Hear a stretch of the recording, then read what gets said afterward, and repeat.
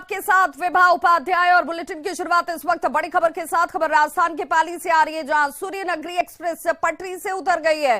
Suryanagari express के करीब 8 डिब्बे पटरी से उतरे और हादसे में करीब 12 लोग घायल बताए जा रहे हैं। बोमादड़ा से राजकीय आवास के बीच की यह घटना बताई जाती है। पाली स्टेशन पहुंचने से पहले ही यह हादसा हुआ है। रेलवे, पुलिस और प्रशासन के आला अधिकारी फिलहाल मौके पर पहुंचे हुए हैं। राहत और बचाव का कार्य शुरू किया गया है। हादसे में कई लोगों के घायल होने की सूचना इस वक्त सामने आ रही है। सूर्यनगरी एक्सप्रेस डिरेल हुई है, पटरी से उतरी है और 8 डब्बे बताए जा रहे हैं सूर्यनगरी एक्सप्रेस के, जिसके डिरेल हुए हैं और हादसे में करीब 12 लोग घायल बताए जाते हैं। पाली सूर्यनगरी में ट्रेन ये हादसा, जहां पर पाली स्टेशन पहुंचने से ठीक पहले ही यह हादसा हुआ है। जो बड़ी जानकारी इस वक्त सामने आ रही है, ग्राफिक्स के जरिए आप समझ सकते हैं कि कैसे यह हादसा हुआ। और देखिए 8 डिब्बे जो हैं वो सूर्यनगरी एक्सप्रेस के डिरेल हो जाते हैं, पटरी से उतर गए। एनिमेशन के जरिए, ग्राफिक्स एनिमेशन के जरिए आपको समझाने की कोशिश कर रहे हैं कि आखिर यह हादसा हुआ कैसे है। पाली में सूर्यनगरी एक्सप्रेस के 12 डिब्बे, जो जानकारी इस वक्त सामने आ रही है कि तकरीबन 8 से 12 डब्बे जो हैं वो डिरेल हुए हैं। तमाम जो रेलवे के, पुलिस और प्रशासनिक अधिकारी हैं, राहत और बचाव के कार्य में जुटे हुए हैं। हादसे में 24 यात्रियों के घायल होने की आशंका जाहिर की जा रही है। और देखिए इस वक्त जो राहत और बचाव का काम किया जा रहा है, उसकी तस्वीरें हम आपको दिखा रहे हैं। कैसे सूर्यनगरी एक्सप्रेस के ये डिब्बे जो हैं वो पटरी से डिरेल होकर बाहर एक दूसरे के आसपास गिरे हुए नजर आ रहे हैं। और पाली स्टेशन पहुंचने से ठीक पहले यह हादसा होता है। फिलहाल राहत और बचाव का काम शुरू कर दिया गया है। घायल लोगों को निकालकर अस्पतालों तक, स्थानीय अस्पतालों तक पहुंचाने की कोशिश है। एक्सक्लूसिव तस्वीरें इस वक्त आपके टीवी स्क्रीन पर, और इसे देखकर अंदाजा लगाया जा सकता है कि कैसे उस वक्त जो लोग सो रहे होंगे, आराम कर रहे होंगे, उनकी नींद एक गड़गड़ाहट की आवाज के साथ खुली होगी। और हादसे की ये तस्वीरें, जहां पर तमाम जो रेलवे के अधिकारी हैं, स्थानीय स्तर पर जो लोग हैं वो पहुंचते हैं और राहत और बचाव का काम शुरू कर दिया गया। हादसे में 24 यात्रियों के घायल होने की इस वक्त प्रारंभिक जानकारी सामने आ रही है। हालांकि ये तमाम जानकारियां प्रारंभिक हैं। तस्वीरें आप एक्सक्लूसिव इस वक्त अपने टीवी स्क्रीन पर देख रहे हैं सूर्यनगरी एक्सप्रेस से, जो पाली में सूर्यनगरी एक्सप्रेस के ये 8 से लेकर 12 डब्बे बताए जा रहे हैं जो डिरेल हुए हैं और 12 लोगों के घायल होने की जानकारी प्रारंभिक तौर पर पहले आ रही थी। अब ये बताया जा रहा है कि तकरीबन 24 लोग घायल हुए हैं। Jodhpur DRM north control room से पल पल की जानकारी ली जा रही है। बांद्रा टर्मिनल से जोधपुर ये सूर्यनगरी एक्सप्रेस जो है वो पहुंच रही थी और रेल हादसे की वजह से 10 ट्रेनों के रूट को बदल दिया गया है। सीधे तौर पर उस पर इसका असर है। हादसे के चलते 2 ट्रेनें रद्द भी हुई हैं। वहीं देर रात 3:27 पर ट्रेन के 8 डिब्बे पटरी से उतरे। जो जानकारी सामने आ रही है, बताया जा रहा है कि अहले सुबह का वक्त था जिस दौरान यह हादसा होता है। हेल्पलाइन नंबर आप अपने टीवी स्क्रीन पर देख पा रहे होंगे, ये वो नंबर है जिससे जानकारी ली जा सकती है। पाली का हेल्पलाइन नंबर जारी कर दिया गया है रेलवे की तरफ से। संबंधित सगे संबंधियों को लेकर जानकारी लेने वाले इस नंबर का इस्तेमाल कर सकते हैं। सूर्यनगरी एक्सप्रेस पटरी से उतरी है, जिसकी एक्सक्लूसिव तस्वीरें आप इस वक्त देख रहे हैं। सुबह सवेरे 3 बजे का वक्त बताया जा रहा है जिस वक्त यह हादसा हुआ और घायलों की संख्या जो है वो बढ़ती हुई नजर आ रही है, क्योंकि पहले जो जानकारी आ रही थी बताया जा रहा था तकरीबन 12 लोग जख्मी हुए, बट अब ये जानकारी आ रही है कि 24 लोग जख्मी हुए, जिन्हें फिलहाल सभी को अस्पतालों तक पहुंचाने की कवायद शुरू कर दी गई है। और रुक कर लेते हैं बिहार की खबरों का। तो बिहार में कड़ाके की ठंड इस वक्त पड़ रही है। पटना में कड़ाके की ठंड को देखते हुए 8वीं तक के तमाम स्कूलों को बंद कर दिया गया है। डीएम चंद्रशेखर सिंह ने 7 जनवरी तक स्कूलों को बंद रखने का आदेश दिया है। डीएम ने यह आदेश सभी सरकारी और निजी स्कूलों के लिए जारी किए हैं, जिसके तहत अब 8वीं तक के स्टूडेंट 7 जनवरी तक स्कूल नहीं आएंगे। इसके पहले ठंड को देखते हुए 26 दिसंबर से 31 दिसंबर तक स्कूल को बंद रखा गया था, लेकिन अभी जो हालात हैं और अंदेशा ये जाहिर किया जा रहा है कि ठंड अभी और बढ़ने वाली है। आज की तस्वीर आपको बताते चले। धुंध, कुहासा, ये तमाम तस्वीरें इस वक्त सामने आती हुई। 1 जनवरी की अगर हम बात कर लें तो 1 जनवरी से ये पहले ही अब बढ़ा दिया गया है, 7 जनवरी तक इसे कर दिया गया है। ऐसे में स्कूल खुलने की जो उम्मीद बच्चे रखे हुए थे उन्हें ये बड़ी जानकारी देते चले कि अब 7 जनवरी तक की छुट्टी बढ़ा दी गई है। लेकिन पटना डीएम ने स्कूल खुलने के पहले ही बच्चों को ठंड से बचाने के लिए ये कदम उठाया है, जिसमें आदेश जारी किया गया कि स्कूल 7 जनवरी तक नहीं खुलने वाले हैं। 8वीं तक के स्टूडेंट्स स्कूल नहीं जा पाएंगे 7 जनवरी तक, ठंड के मद्देनजर।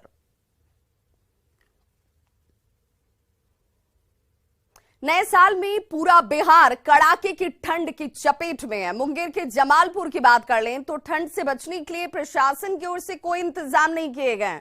इससे दैनिक मजदूरी करने वाले मजदूर हों, दुकानदार हों, उनकी मुश्किलें बढ़ गई हैं। जमालपुर जूलीबेल इलाके का जायजा लिया है न्यूज़ 18 संवाददाता अरुण शर्मा ने।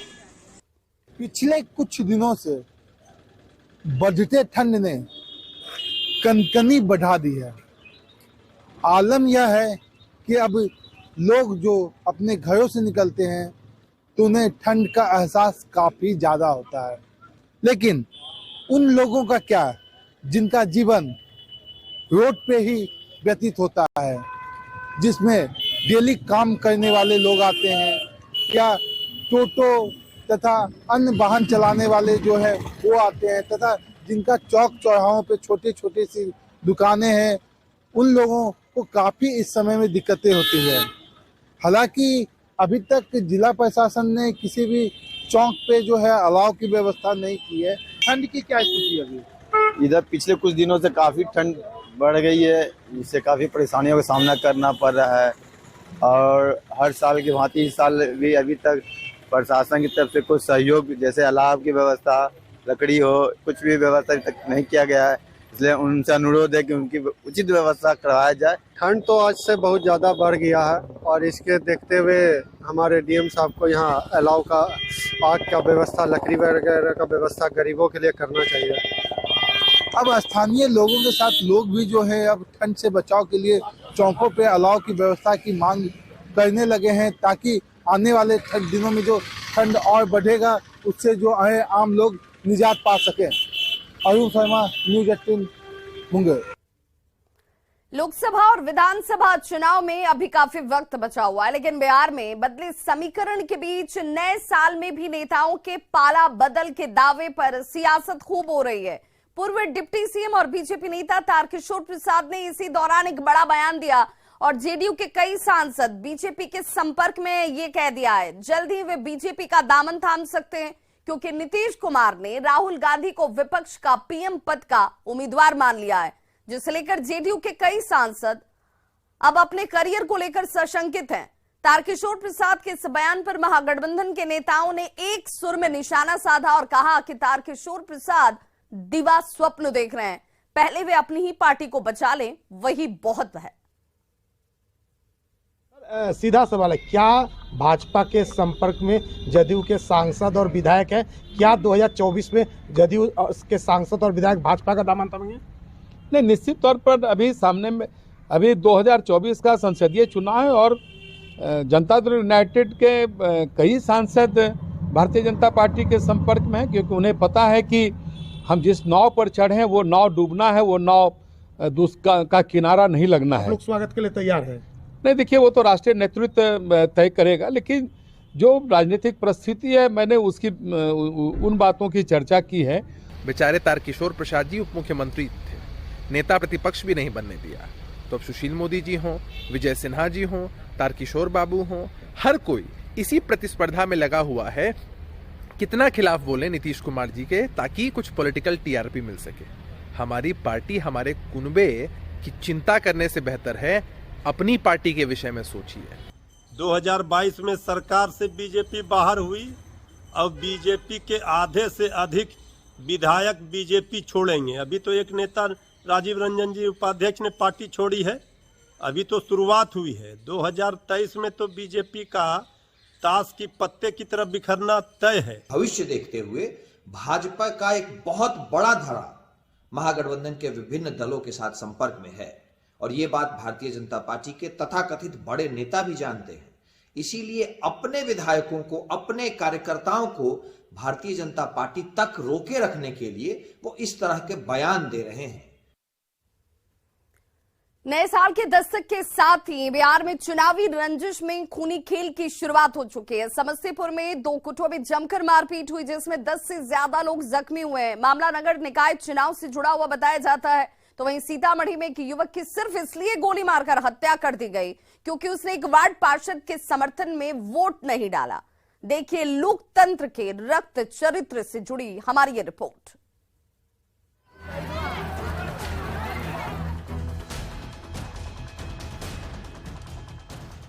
कड़ाके की ठंड में दे दनादन, लोगों के बीच जमकर हो रही मारपीट और कुहासे के बीच अफरा तफरी का माहौल। तस्वीरें समस्तीपुर के सदर अनुमंडल के वार्ड नंबर 42 की है, जहां नगर निकाय चुनाव के बाद रहीमपुर रुदौली में विजय जुलूस रण क्षेत्र में तब्दील हो गया। 2 गुटों के बीच हिंसक झड़प में 10 से ज्यादा लोग घायल हो गए। दरअसल नगर निगम वार्ड संख्या 42 से फिरदौसी खातून वार्ड पार्षद चुनी गई थी और उनके समर्थक विजय जुलूस निकाल रहे थे, लेकिन हारने वाले प्रत्याशी नौसवा प्रवीण के समर्थकों की ओर से उस एरिया से गुजरने का विरोध किया गया और फिर कहासुनी होने लगी। देखते ही देखते नजारा पत्थरबाजी में तब्दील हो गया, लोगों के सिर भी फट गए। बहुत इतना पत्थर गिरा, हम मस्जिद के पास थे, जो हमको यहाँ पर चोट लग गया है। किसके द्वारा ये अजीम साहब के दर से पथरा हुआ है। हम लोग जो जुलूस निकल रहा था, सरफराज के दर से जुलूस निकल रहा था। घर में हम बाहर खड़े हुए थे इंतजार में सबके, पूरा भीड़ बन के आया। हम लोग अंदर भागे, वो लोग अंदर 4-5 घुस के और हम लोग माला लिए हुई थी कि पहनाएंगे से मेरे सर पे मारा। हम लोग के साथ जबरदस्ती करने का भी कोशिश कर रहा था। तब लास्ट में हम लोग सब मिलकर जब रूम में बंद हुए तब हम लोग बचे नहीं, तो हम लोगों ने नहीं छोड़ा। हम लोग जश्न मना रहे थे जीत का, तो उस दिन ये लोग हारे हुए थे, तो आके पथराव किए हम लोग को। हम लोग नहीं मिले तो हमारे घर में घुस के हमारी बहन को, बेटी को गाली दिए, उसको मारे, सर फोड़ दिए। ठीक है, घर पे ईंटा मार रहे थे। जो हम लोग का वहाँ पे घर है, 2-3 घर। कौन थे हमला करने वाले? नौसवा परवीन के भतीजे थे, बेटे थे, उन्हीं के पूरे टोटल थे। चुनाव के नतीजे 30 दिसंबर को आए और नए साल की शुरुआत में ही चुनावी रंजिश ने हिंसक रूप अख्तियार कर लिया। एक गुट की ओर से पत्थरबाजी तो की ही गई, लाठी डंडे से पीटा भी गया। घर में घुसकर महिलाओं तक को पीटा गया। लोगों का आरोप ये भी है कि पिस्टल के बट से भी हमला किया गया। फिलहाल जख्मी 10 से ज्यादा लोगों का इलाज सदर अस्पताल में चल रहा है। अब ये तस्वीर सीतामढ़ी की है, जहां चुनावी रंजिश में शनिवार को एक युवक की हत्या के बाद लोगों का गुस्सा सड़क पर फूट पड़ा। वार्ड पार्षद प्रत्याशी के बेटे पर एक युवक की हत्या का आरोप लगा है। आरोप है कि मृतक ने चुनाव के दौरान वार्ड पार्षद प्रत्याशी का समर्थन नहीं किया था, जिसे गोली मारकर मौत की नींद सुला दी गई। लोगों के हंगामे के बाद मौके पर पहुंची पुलिस ने मामले को शांत कराया। मामला एक अपराधी घटना हुई थी, जिसमें एक कैरवा गांव के एक ग्रामीण है, उनका हत्या कर दिया गया था।